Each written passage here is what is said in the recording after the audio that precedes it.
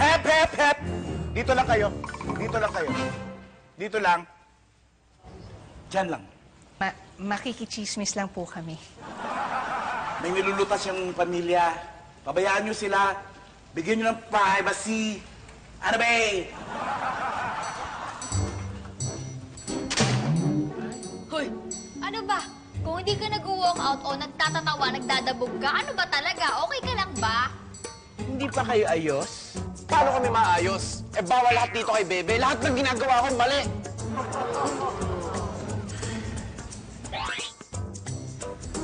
Okay, ngayon ikwento nyo sa akin kung paano nagsimula yung palitan ng mukhang to. Nakita ko kasi si Patty sa park. Umiiyak.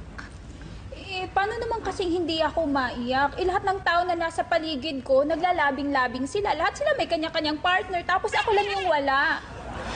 Bilang diwatang matulungin, nilapitan ko siya para tulungan. So, ibig sabihin, kahit masama yung hiling, pagbibigyan niyo pa rin? Hindi naman masama ang hiling ni Patty. Gusto lang niyang may magmahal sa kanya.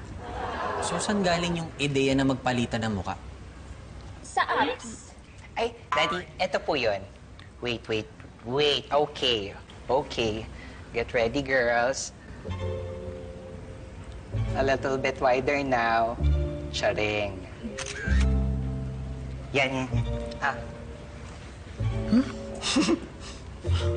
Darling, Dati hindi ko alam yan.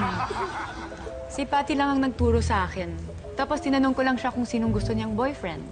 Siyempre ako naman sinagot ko si Bagets. Why not? Diba? so, gamit yung kapangyarihan mong mala-face swap, nakikita ni Bagets yung mukha mo kay Patty. Mas pa sa face swap. Dahil hindi lang mukha ko ang nakikita ni Bagets, kundi akin kabuuan.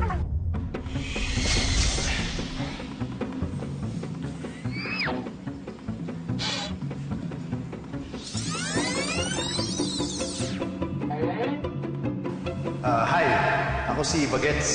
Ikaw si... Ako si Miss Patty. Patty Patani. Pamilyar ang pangalan.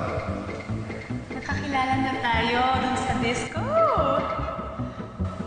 Sabi mo pa nga, kamukha ko si Beyonce. Of course not. Mas maganda ka kay Beyonce.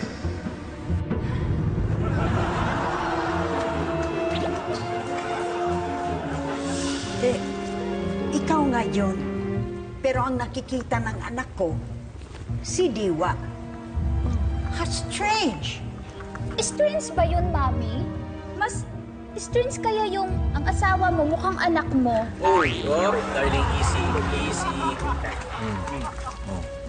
Iniinsulto na ako. Eh, hindi. Easy ka pa rin ang easy? Hindi, mabait po itong si Patty. Dahil kung hindi siya mabait, di ko siya tutulungan makuha ang mahal niya. So, ikaw yon. Pero ang nakikita ni Bagets, ikaw. Tama ka, si Diwa yung nakikita niya. Pero ako naman yung nakakaramdam ng kanyang kisses. Kisses.